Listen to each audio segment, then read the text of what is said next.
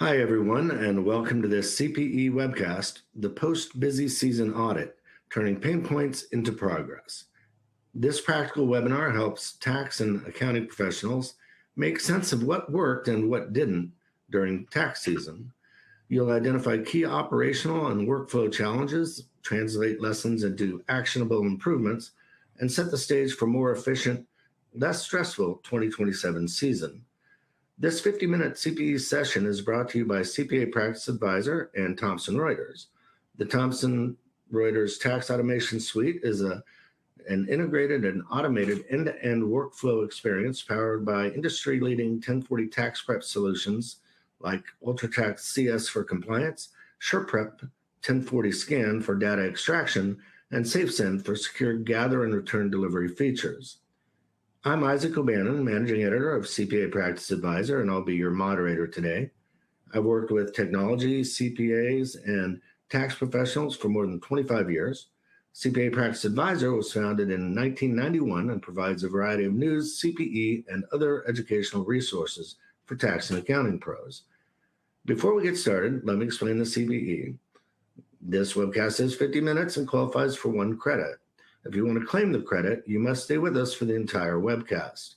During the webcast, we'll display several polling questions. In each poll, you need to record an answer. This is our verification that you're still engaged with the webcast. After the event, there'll be a post-event survey evaluation form. Your CPE certificate will be sent to the email address you used to register. Today, I'm joined by Nikki Tresitter and Rebecca Fitzgerald. Nikki is a client executive at SafeSend. Rebecca is client executive supporting Rebecca is a client executive supporting tax and accounting firms with SurePrep software solutions. And now we're ready to begin. The floor is yours, Nikki and Rebecca. Thanks, Isaac. All right, welcome everyone, and thank you for being here today. So before we dive in, we'll give you a little bit more about ourselves. We think it's worth knowing who's in the room with you today and why we're the ones leading this conversation. I'm Nikki Tresitter, and I'm a client executive with SafeSend, part of Thomson Reuters. I work with tax and accounting firms using the SafeSend One suite, and I actually came into this role through learning and development focused on onboarding and product training, which means I've spent a lot of time thinking about how firms adopt new processes and where things tend to break down. And before SafeSend, I spent 5 years on the other side of the desk as a tax administrator in an accounting firm. So when we talk about busy season pain points today, I'm not speaking hypothetically, I've lived them. Right, and I'll hand it over to Rebecca. Hello, I'm Rebecca Fitzgerald with SurePrep. I started with SurePrep in 2021 on the onboarding team, and then I moved into supporting our national accounts, and now I'll help firms streamline their busy season using our platform. I'm glad to be here with you today. All right, so what brings us here today is something we've both seen across the firms we work with. The ones that consistently have better seasons aren't necessarily the ones with the most staff or the best software. They're the ones that treat the off-season as seriously as the season itself. We know what this moment feels like. The dust is settling, the pace has dropped, and part of you would rather not look back. But you're here, and that tells us you're not willing to just hope that next year feels different. Good, because hope isn't a strategy, and we're not here to offer you just hope. This session is called the Post-Busy Season Review for a reason. It's not a debrief for the sake of it. It's a structured process for turning what just happened into a practice that works better for your team, your clients, and you. So here's what we're going to accomplish together today. 4 objectives. 1, we're going to assess your busy season honestly, the recurring pain points in your operations, staffing, and workflows. If the same problems keep showing up year after year, today is where we start actually addressing them. 2, we'll help you distinguish what worked from what didn't. Not everything needs to be overhauled, and not everything deserves a second chance. We'll help you make that call clearly. 3, we'll translate those lessons into actionable improvements you can start implementing now, focused on reducing stress, improving productivity, and enhancing the client experience. And 4, we'll build a practical roadmap so that when 2027 arrives, you're ready for it. So before we dive in, here's a quick look at how today is structured. We'll start with why the post-busy season review matters, because it's worth understanding why this is one of the most valuable things you can do for your firm right now. From there, we'll assess your busy season, what happened, where things broke down, and where the pressure was concentrated. Then we'll work through what worked versus what didn't, so you can make informed decisions about what to keep, what to fix, and what to walk away from entirely.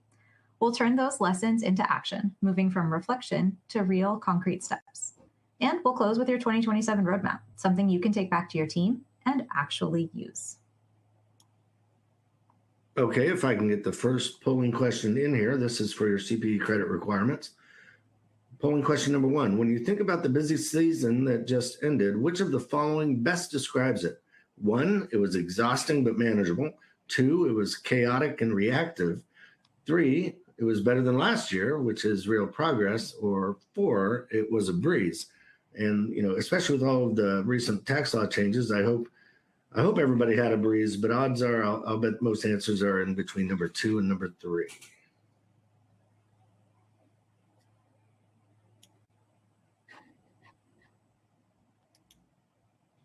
And I see that, unfortunately, it's a whole lot of number 1.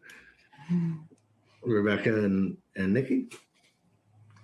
All right, so what brings us here today? The topic sounds important and something made you click register and join us. So why does it matter?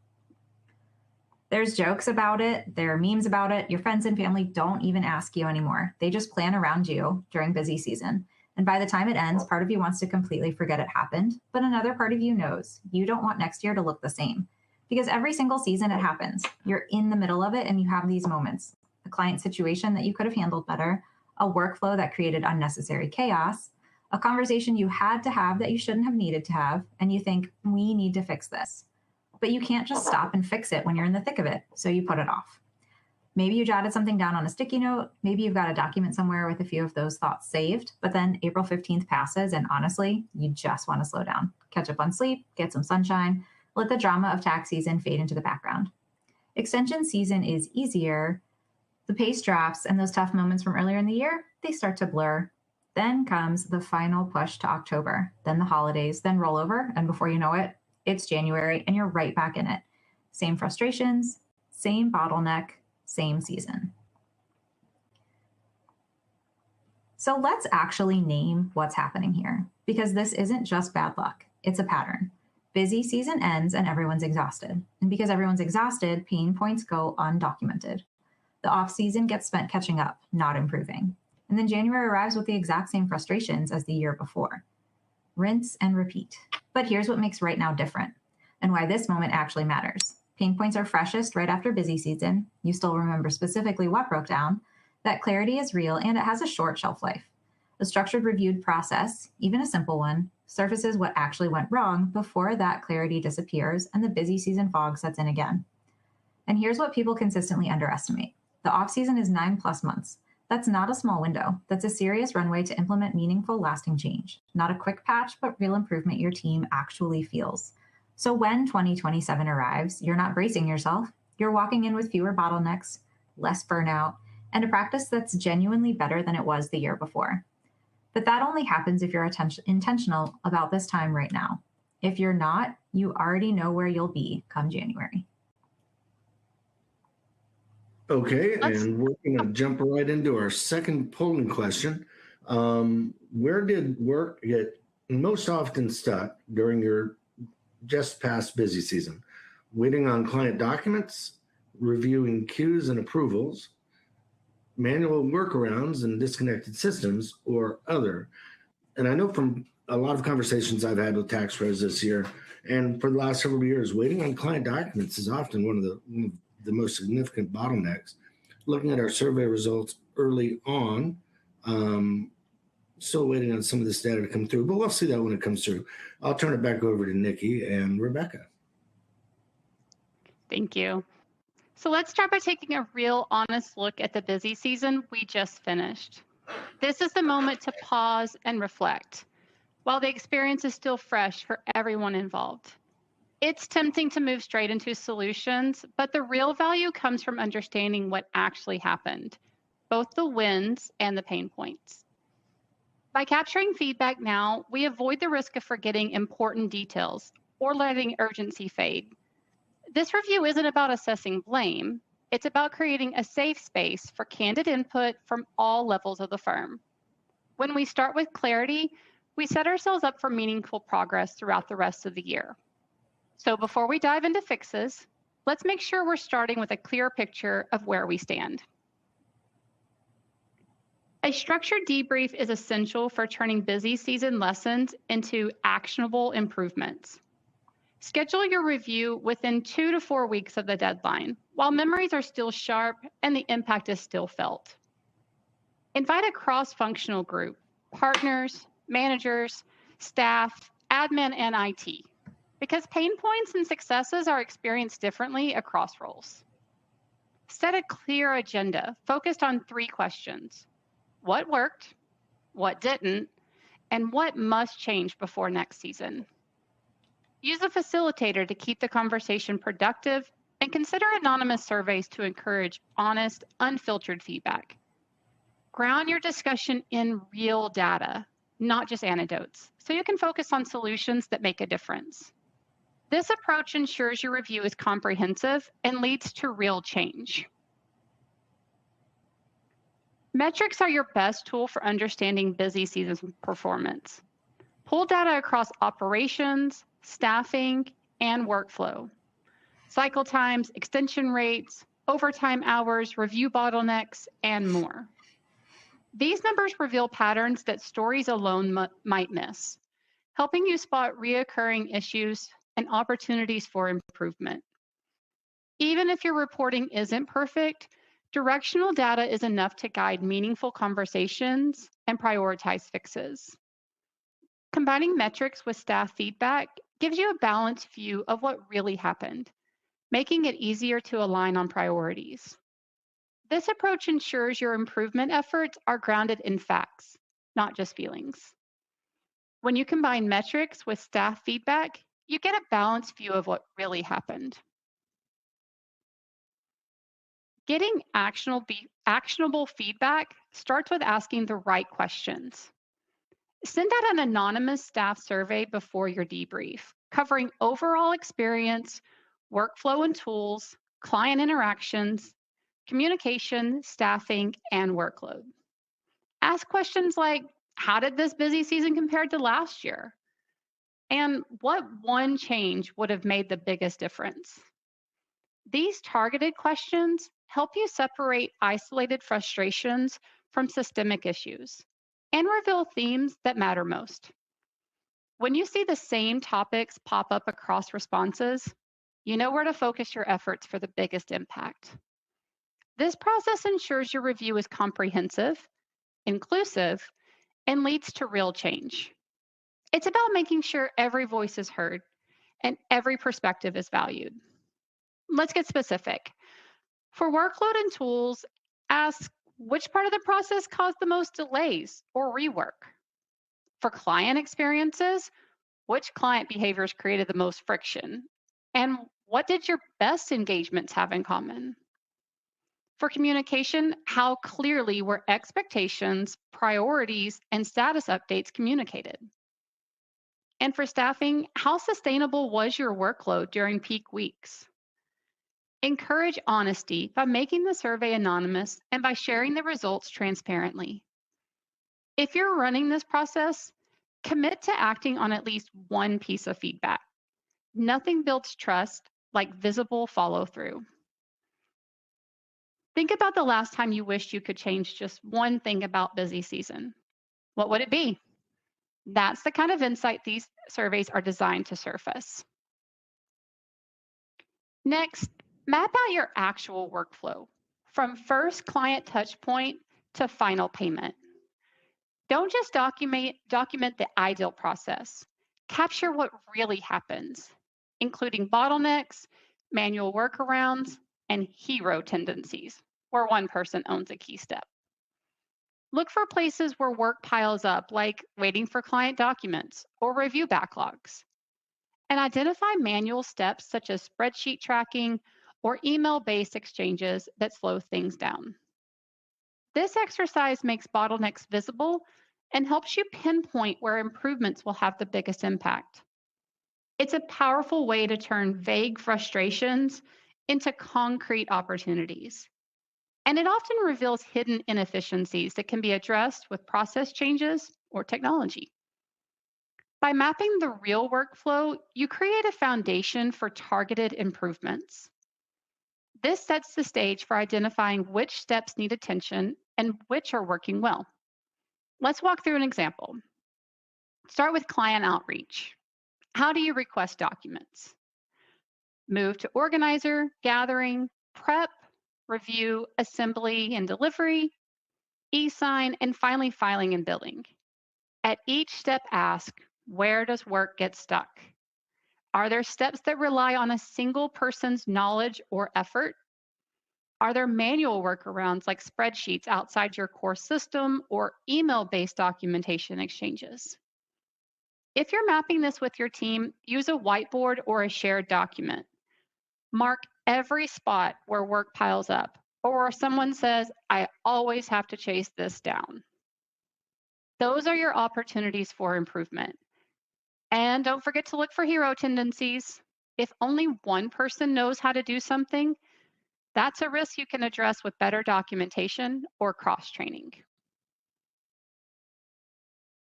Now let's shift from assessment to labeling.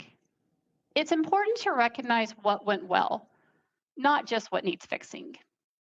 By identifying successful processes, you can standardize and replicate them across your firm, ensuring consistency and reliability.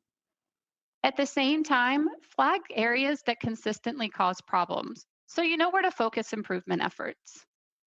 This balanced approach keeps morale high and ensures you're building on strengths, not just addressing weaknesses. It's about creating a culture of continuous improvement where wins are celebrated and challenges are tackled head on. This helps your team see their feedback leads to real change. The red, yellow, green framework is a simple but powerful tool for rating each step in your workflow. Red means bottlenecks and frustration. Yellow signals inconsistency or manual steps. And green shows what's working well. Have your team rate each step independently. When multiple people mark the same step red, you found a systemic issue that needs attention. Green steps should be documented and used as your new standard, so you don't reinvent what already works. This process takes the guesswork out of improvement and helps you prioritize fixes that will make the biggest difference. It also gives everyone a shared language for discussing workflow pain points, making conversations more productive and focused. By using this framework, you can quickly identify where to start and what to celebrate. So let's go deeper. For every red step, ask, what's causing the bottleneck? Is it a process issue, a technology gap, or a training need? For yellow steps, look for opportunities to automate or clarify ownership. And for green steps, document exactly what's working so you can replicate it elsewhere. Encourage your team to be honest. If everyone marks the same step red, it's not a bad week or a bad hire. It's a system problem.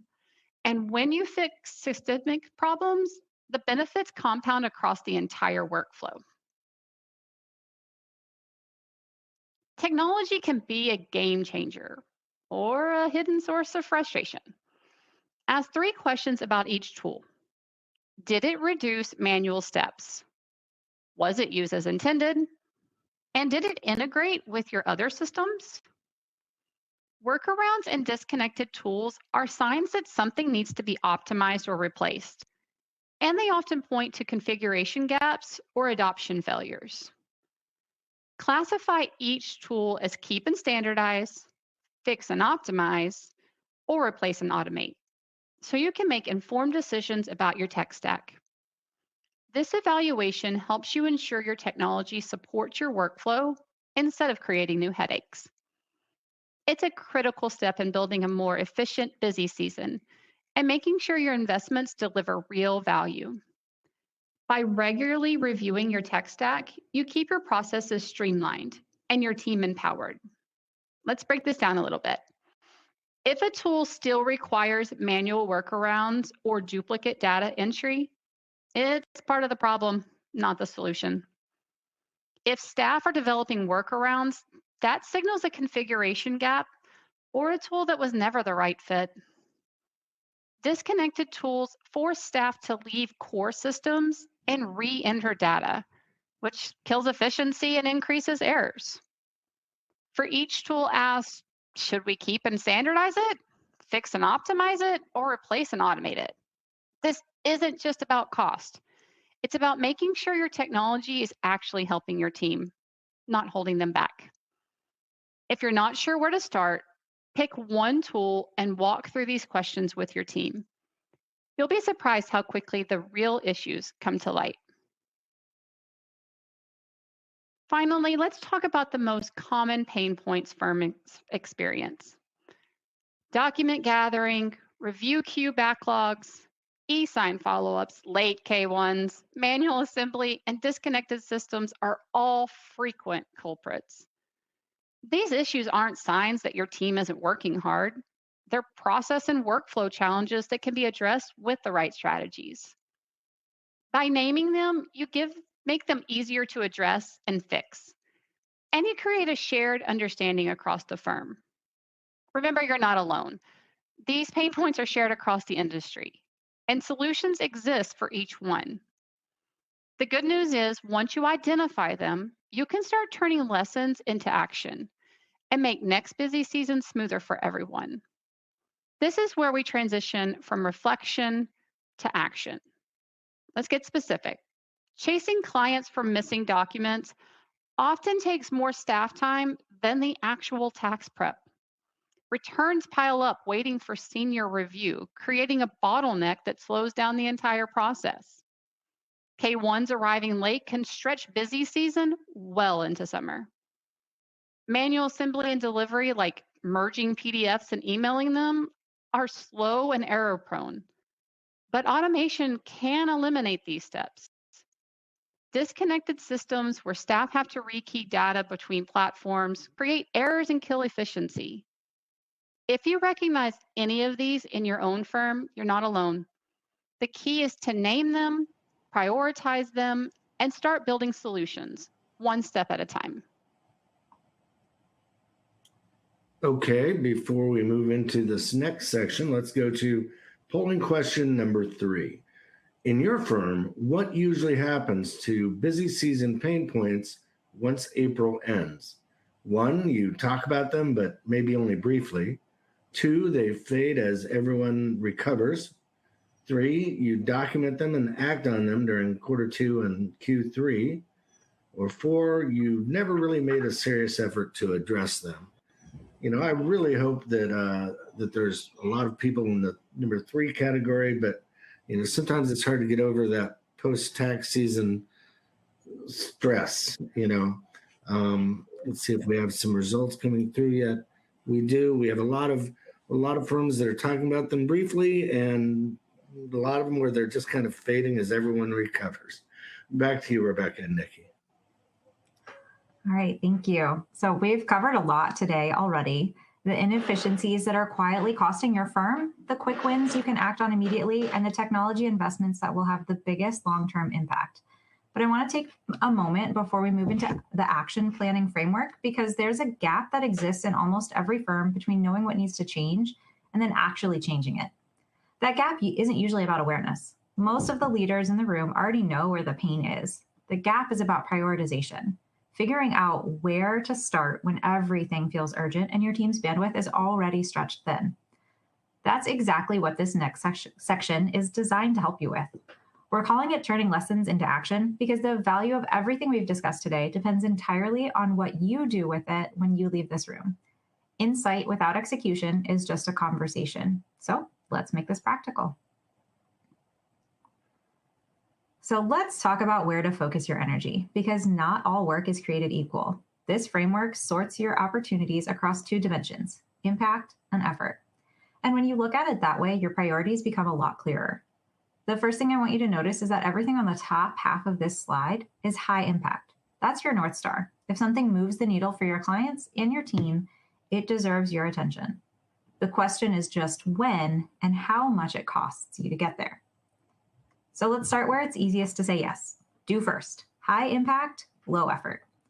Standardizing your client email templates, automating your e-sign reminders, and setting client document deadlines.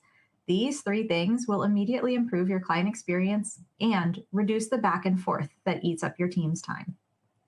The reason these are due first isn't just that they're easy, it's that they're easy and they matter. That combination is rare. When you find it, you act on it. These should be on someone's desk by the end of the week. Moving right along the top, same high impact, but now we're increasing the effort. Plan for it. Consolidating your tech stack, redesigning your review workflows, and piloting AI-powered document gathering. The impact here is just as real, but the effort is significant, and that means you need a plan, not just good intentions. These aren't someday items. They're next quarter items. The goal is to protect your peak season now, so you have the bandwidth to take these on properly when the time is right. Once you've locked in your high impact priorities, you can look at the bottom half of the slide, and this is where discipline comes in. Consider it low impact, low effort. Refreshing your email signature templates and refining your internal file naming conventions. These are worth doing. They add polish, they signal professionalism, and because the effort is low, they won't cost you much. Just don't let them jump the line ahead of work that actually moves the needle. And finally, deprioritize. Low impact, high effort. Rebuilding your reporting infrastructure mid-year, switching your core tax prep software mid-season.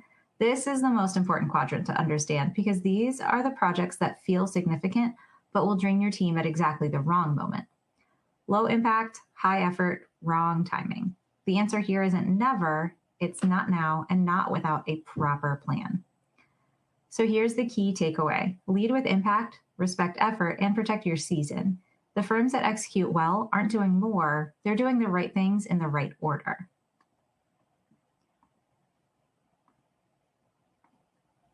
So now let's talk about the quick wins, the changes that don't require big software purchases, a lengthy implementation project, or sign off from a committee. These are high impact, low effort moves your firm can start acting on right now. First is standardize your client communication templates. Think about how much time gets spent every busy season writing the same email 5 different ways. Missing document requests, deadline reminders, status updates.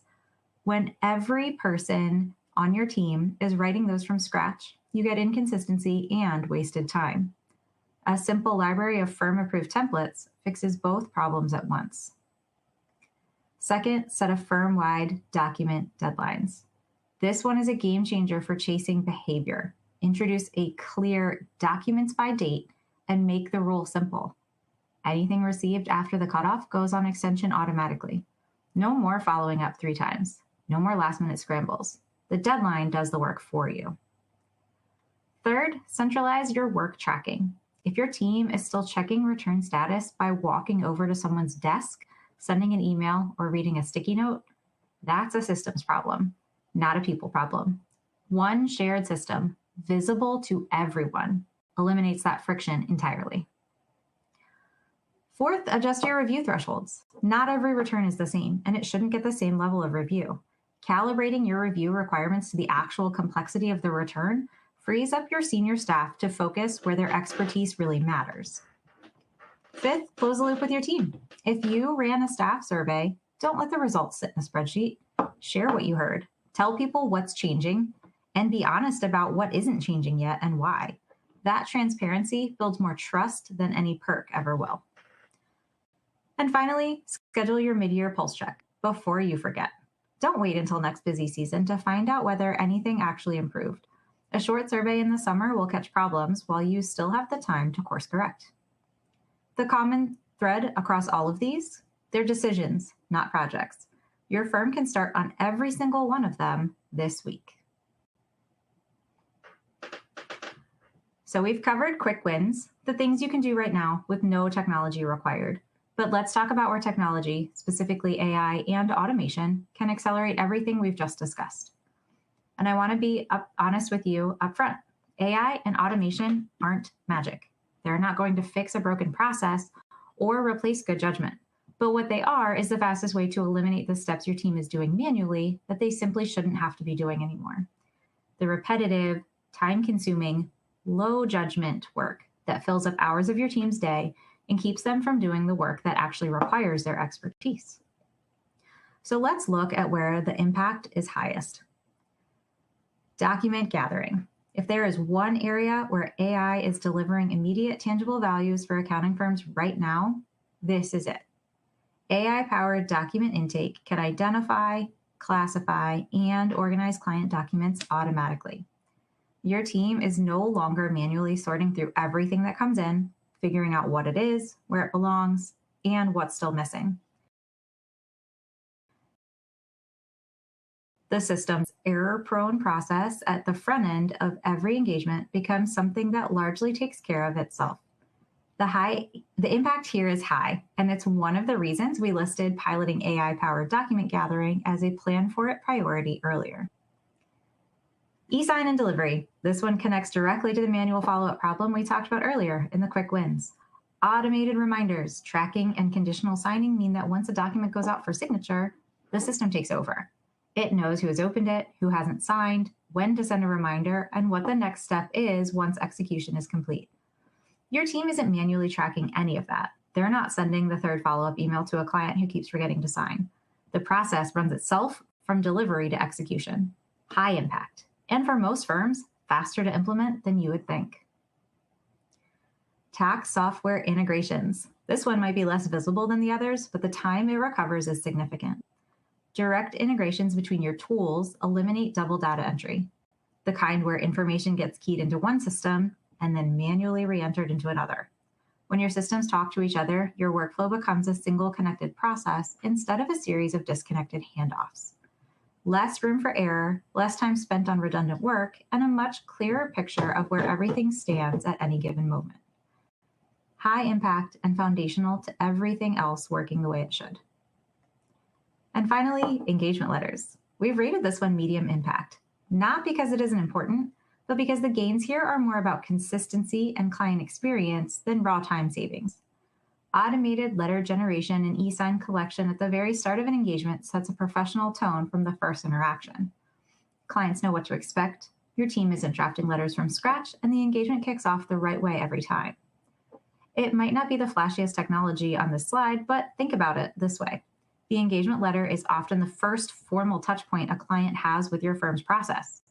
Getting that right, consistently, automatically, signals to your clients that everything that follows is going to be just as organized. The thread running through all of this is the same. Your team's time and judgment are your most valuable assets. Technology's job is to protect them. Every manual step you automate is time your team gets back to spend on the work that actually requires a human being.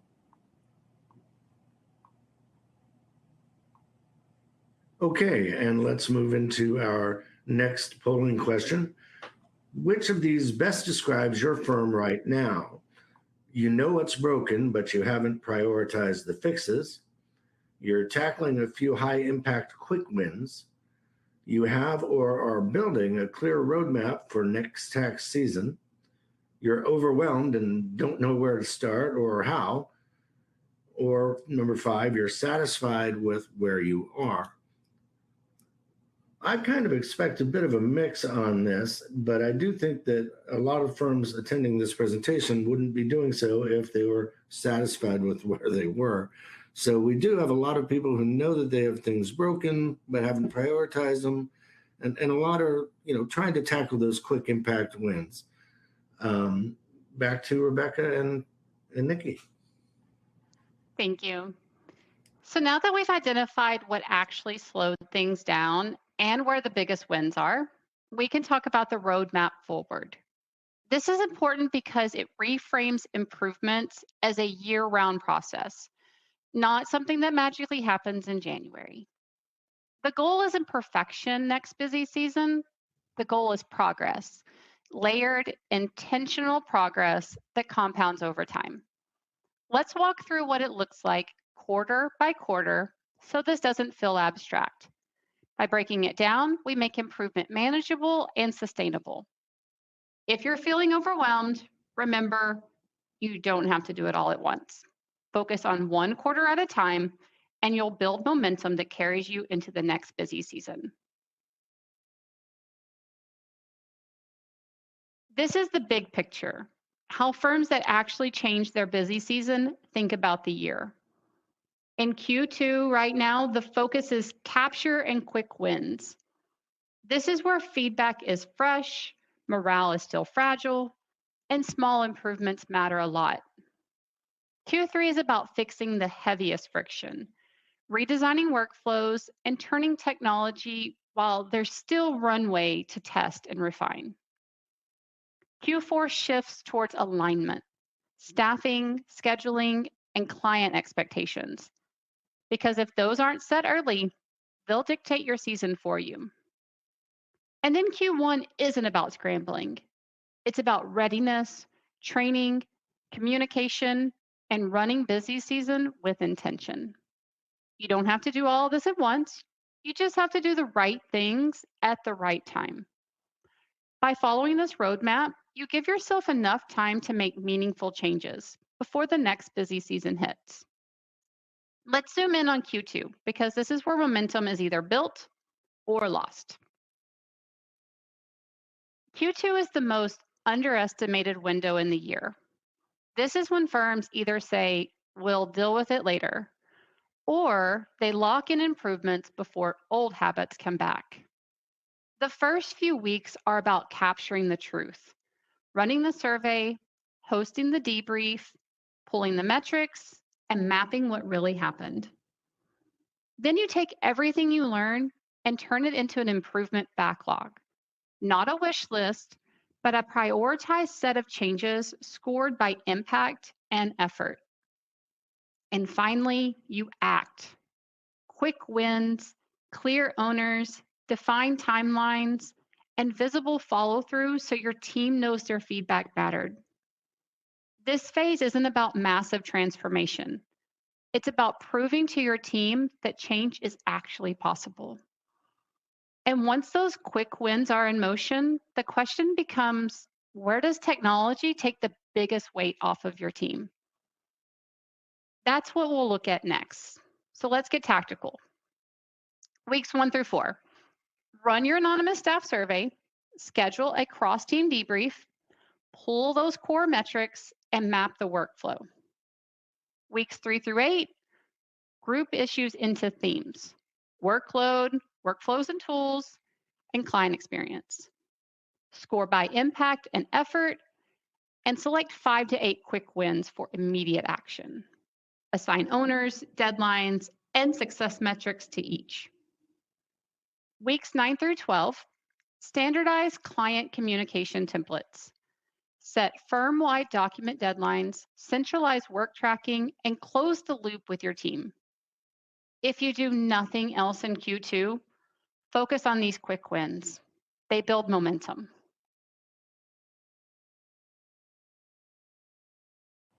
So we've talked about what to do now, and we've talked about where technology makes the biggest difference. Q3 is where you take all of that and build it into something that actually lasts. This is the structural work, the work that turns one-off improvements into repeatable, scalable processes your whole team can rely on. There are 3 things we want you focused on in Q3. The first is redesigning your highest pain workflows. I want to be specific here. We're not talking about overhauling everything at once. Pick 1 to 3 workflows that are causing the most pain, the ones where things slow down, where mistakes happen, where your team is constantly firefighting. Map out every step as it exists today. Not how it's supposed to work, how it actually works. Where does time get lost? Where are roles unclear? Where are things falling through the cracks because nobody knows whose job it is? Once you've mapped the current state, you can start identifying the waste. Redundant steps, unnecessary handoffs, approval bottlenecks that don't need to exist. Then clarify roles and service level agreements. Who is responsible for what and by when? In terms of where to focus, we'd point you toward the highest volume bottlenecks: document gathering, review queues, and K1 delays. These are the areas that tend to have the most downstream impact. When they're slow, everything is slow. Fix these first. And critically, once you've designed the improved workflow, write it down. Document it in enough detail that anyone on your team can follow it. A process that lives only in someone's head, it's not a process. It's a dependency. The goal is something repeatable by anyone, regardless of experience level. The second focus in Q3 is optimizing your existing tools. Before you go looking for new technology, make sure you're actually getting everything out of the tools you already have. This is one of the most common missed opportunities we see in firms. Systems that are being underutilized because they were never fully configured. Start with your practice management system. Set up workflow stages that reflect how your engagements actually move. Build out dashboards so your team and your managers have visibility into what's in progress, what's stuck, and what's coming due. If your system supports it, use it. Don't manage your pipeline out of a spreadsheet. When your practice management software can do it better, then look at your integrations. Connect to your tax software so data flows directly rather than being re-entered manually. Connect your document assembly and e-sign tools so that the process from preparing a document to getting it signed is a single automated workflow, not a series of separate steps your team has to coordinate manually. The goal here isn't adding complexity. It's making the tools you've already paid for work together the way they were designed to. By the time we reach Q4, the focus shifts to alignment, making sure your staffing, scheduling, and client mix are all working together to create a smoother busy season next year. This is the quarter where the operational decisions you make or don't make will cliently shape your next busy season, for better or worse. Let's start with staffing and scheduling.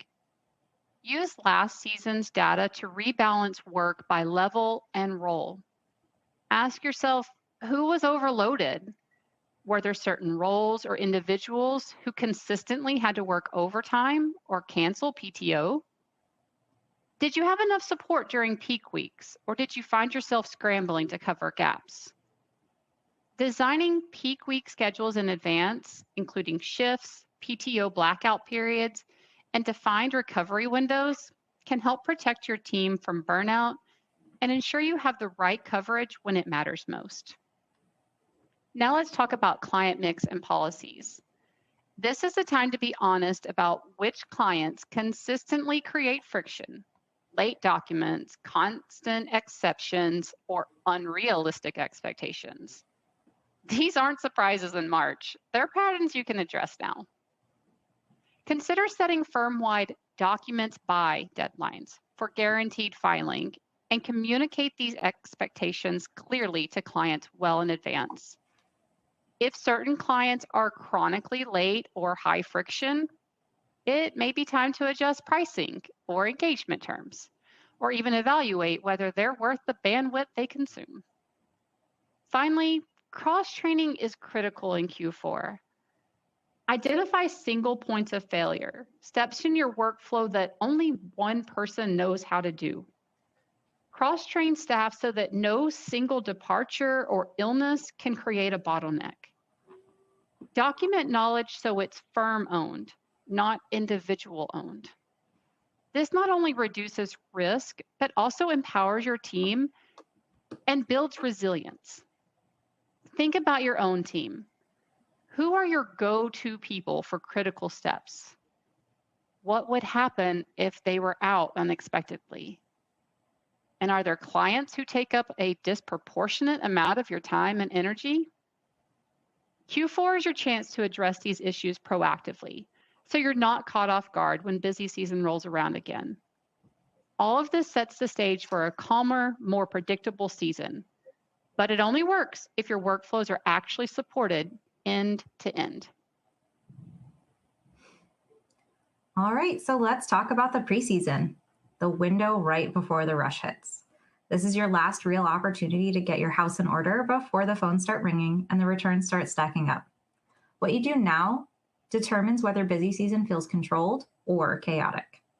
We're going to cover 3 areas: internal readiness, client readiness, and monitoring and accountability. First is internal readiness. This starts with your tax season playbook. If you don't have one, now is a good time to build it.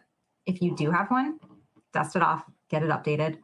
Your playbook should document your standard workflows, your service level agreements, your escalation paths, and who owns what. When everyone knows the rules of the game before the game starts, you avoid the mid-March scramble of wait, whose job is that? Next, run refresher trainings. Don't assume your team remembers everything from last year. Pull up real examples from last season, returns that got stuck, portals that confused clients, e-sign steps that cause delays, and walk through them together. Muscle memory fades. A short, practical refresher goes a long way. And finally, set goals you can actually measure. Not let's do better this year. Specific targets. Reduce overtime by X%. Cut turnaround by Y days. Improve your client feedback scores. When you don't plan capacity or set concrete targets ahead of time, you set yourself and your team up for a mad scramble, and that leads to mistakes, missed deadlines, and burnout. Measurable goals give you something to course correct against in real time. And now let's talk about your clients, because their readiness directly affects your workload. Send out a getting ready for tax season communication now. Tell them when their documents are due, how to upload them, and what your response policy looks like during busy season. According to the 2025 Accounting Industry Report, 69% of firms are delayed in getting client documents, so proactive communication isn't optional, it's essential. While you're at it, update your website and client portal. Add self-service FAQs and guides so clients can answer their own basic questions without emailing you. Every question you deflect with a good FAQ is time back in your team's day. And brief your team on which clients may need extra attention this season. Look back at last year. Who was late? Who sent incomplete documents? Who needed 3 follow-up calls? Flag those clients now and assign someone to reach out proactively. It's much easier to get ahead of friction than to manage it in the middle of April. The last piece is how you stay on top of things once the season is in motion. Decide right now what you're going to track weekly and who owns it. Volume of returns in progress, returns waiting on client documents, turnaround times, whatever matters most to your firm. If you wait until you're in the thick of it to figure this out, it won't happen. Set up a short weekly check-in rhythm with your team. Not a long meeting, just a focused pulse check to catch problems before they compound.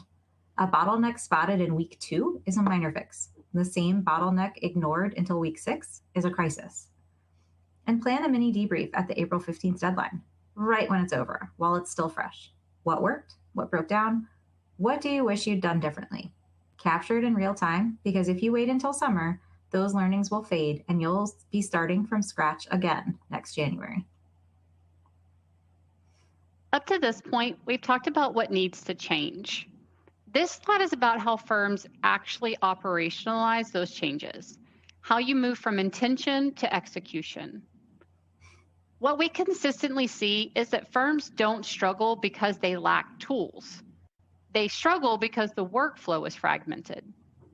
This is an end-to-end view, from gathering documents through prep and review, all the way to delivery, signing, billing, and filing.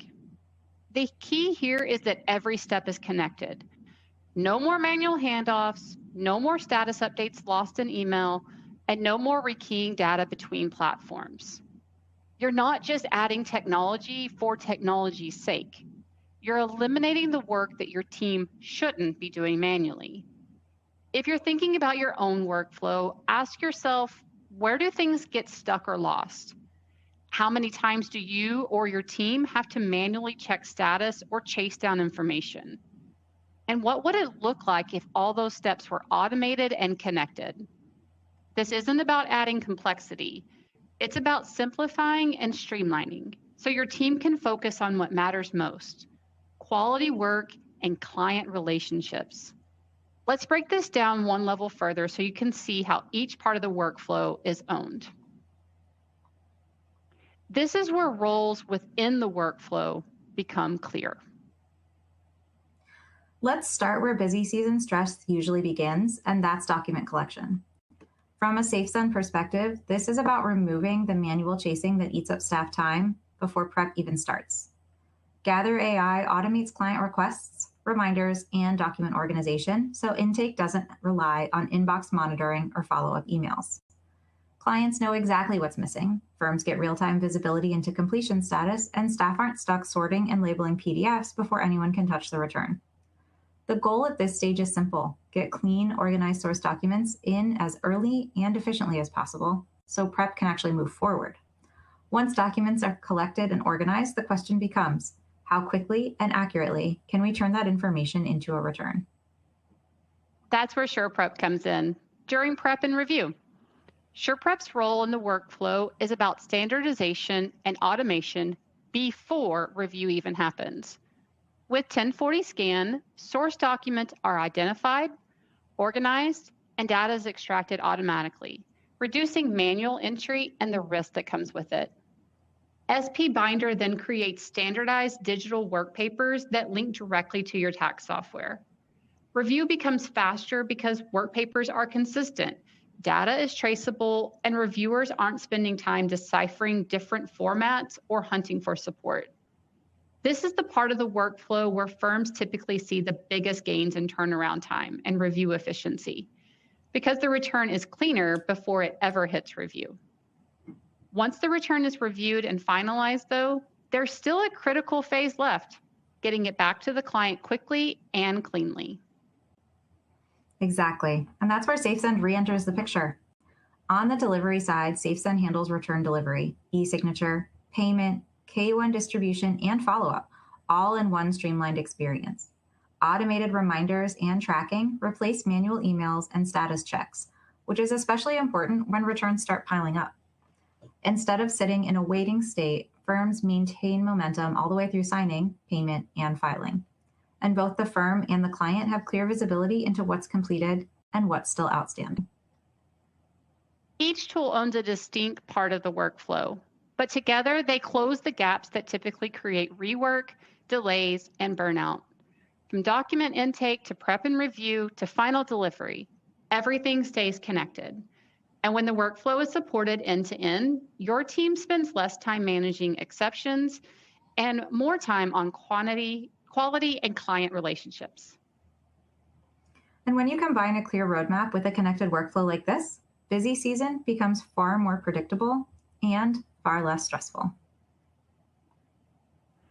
As we wrap up, let's focus on the key takeaways that will help you turn busy season lessons into lasting improvements. First, act while it's fresh. Your pain points are clearest right now. Schedule your debrief within 2 to 4 weeks while the details are still vivid and your team is still feeling the aftermath. If you wait too long, urgency fades and momentum is lost. Second, use data to stay focused. Metrics like cycle time, extensions, overtime, and rework help ground the conversation in reality and keep the focus on fixing systems, not assigning blame. Data helps you move from opinions to facts and from blame to solutions. Third, fix the real bottlenecks. Use the red, yellow, green approach to focus on recurring problems, not one-off frustrations. When you fix system issues, the benefits ripple across your entire workflow. Fourth, start small to build momentum. Quick wins create visible progress and show your team that feedback leads to action. Momentum is what keeps teams engaged and makes larger changes easier to tackle later. Fifth, a plan changes everything. The time between now and next busy season is enough to make meaningful improvement if you follow a clear roadmap. A quarter-by-quarter plan turns busy season from something you survive into something you steadily improve. And finally, remember that every firm is different. The framework we've shared today is meant to be adapted to your unique workflows, tools, and team structure. The most important thing is to start, pick one area, make a change, and build from there. As we close, I encourage you to jot down one action you'll take in the next week, whether it's scheduling a debrief, pulling a key metric, or mapping your workflow. Small steps add up, and the sooner you start, the more progress you'll see the next busy season. Thank you for your time and attention today. All right. Thank you, Rebecca and Nikki. We have one final question for the audience. Are you interested in learning more about the tax automation suite from Thomson Reuters and being contacted for a demo? Yes, no, or you're just here for the CPE credits? And as we wait for a couple more answers, I'll read the closing statement. Thank you, everyone, for attending this informative discussion, and thanks to Nikki and Rebecca and Thomson Reuters for sponsoring this subject for CPE credit. You can visit thomsonreuters.com, sureprep.com, or safesend.com to learn more about the different products. For participating in today's event, you will receive your CPE certificate in your email, but please be sure to check your spam folder too. Should you have any questions about CPE, please contact us at editor@cpapracticeadvisor.com. We also have more CPE webcast events coming up, as well as archived events. You can find them on the Resources tab at cpapracticeadvisor.com. The audio, video, and this CPE event will end now. Thank you.